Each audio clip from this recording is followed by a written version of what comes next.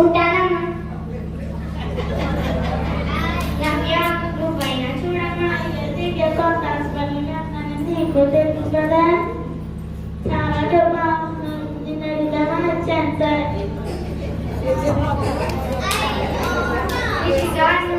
కనీసం 10 కాకపోయినా ఇకన్నా చూడవే. అయ్యో దివ్య, ఇప్పుడు క్రేజ్ అంటే హీరోయిన్స్ కదా, హీరోయిన్స్ నాకు పక్కనే పెట్టేస్తున్నారు కదా, నాకే అవకాశం లేక సీరియల్లో ట్రై చేస్తున్నా. సారీ ఏమనుకో. రిషిక, నువ్వే దిక్కే. సింగర్స్కి ఎంత ఇన్కమ్ ఉంటుందో నీకు తెలియదా? పాటలు పాడి డబ్బులు సంపాదించిన వాళ్ళు ఒకరో ఇద్దరు ఉంటారు. అయినా నీ చెల్లి ఉండగా నీకు నోటు ఏంటి? తనే మొత్తం చూసుకుంటుంది. నేను వెళ్తాను. చెల్లి, వాళ్ళు చూసావా ఎలా మాట్లాడుతున్నారో? బాగున్నంతసేపు బెల్లం చుట్టూ ఈగల్లా వాడారు. ఇప్పుడు కష్టాల్లో ఉన్నానంటే ఎవరు సహాయం చేయలేదు, బయట వాళ్ళు అనిపించుకున్నారు.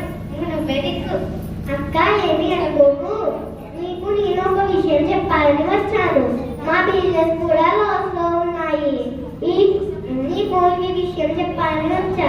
ఇంతలోగా నువ్వే నాకు షాక్ ఇచ్చావు. ముందు నీ మధ్య వస్తున్నాను. వస్తున్నానండి.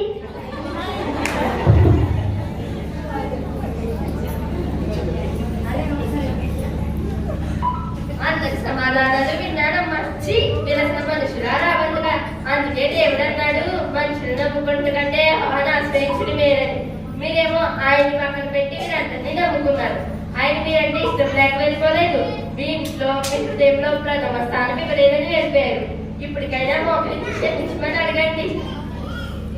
నిజమే అను, కానీ ఆయన క్షమిస్తారంటావా? తప్పకుండా క్షమిస్తారు. నా కూతురు విషయంలో కూడా ఎవరు సహాయం చేయకపోయినా మోకరించి ప్రార్థించమని అడిగిన ప్రార్థన చేసి క్షమించమని అడిగినప్పుడు ఆయన ఘనంగా పెళ్లి జరిగేలా చేశారు. ఆయన చేసే అద్భుతాలు కంటికి కనబడవు, చెవులకి వినపడవు. మీరు ప్రార్థన చేయండి, నేను ఇంటికెళ్ళి వస్తా.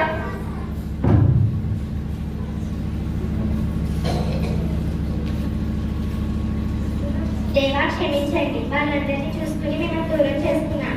నా తప్పు తెలుసుకున్నా. నా కుటుంబంలో నిద్రం అయ్యే వరకు నీ సాక్షిగానే జీవిస్తాను.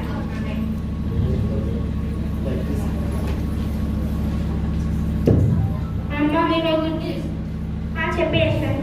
ఆ నష్టం వచ్చిన కంపెనీ సైన్స్ కావంట, వేరే తెలియాలంట, ఏదో పొరపాటు జరిగిందంట. మన కంపెనీ లాభాల్లో ఉంది. మనం ఎవరికి ₹1 కూడా అవసరం లేదు. మీరు ధైర్యంగా ఉండండి. ఏమిచ్చి నీ రుణం తీర్చుకోలేదు. మన అమ్మాయి గారికి మంచి సంబంధం వచ్చింది. మనకంతా చాలా పెద్ద కంపెనీ, కోట్ల ఆస్తి. కట్నం ఏమి వద్దన్నారు. మన అమ్మాయి గారు కావాలని వచ్చారు. మీరు అమ్మాయి గారు చాలా అదృష్టవంతులు. నేను మీ కంపెనీలో జాబ్ చేసినందుకు నేను కూడా చాలా ఉంటాను. ఏసయ్య, థ్యాంక్ యూ దేవుడా. ఎవరు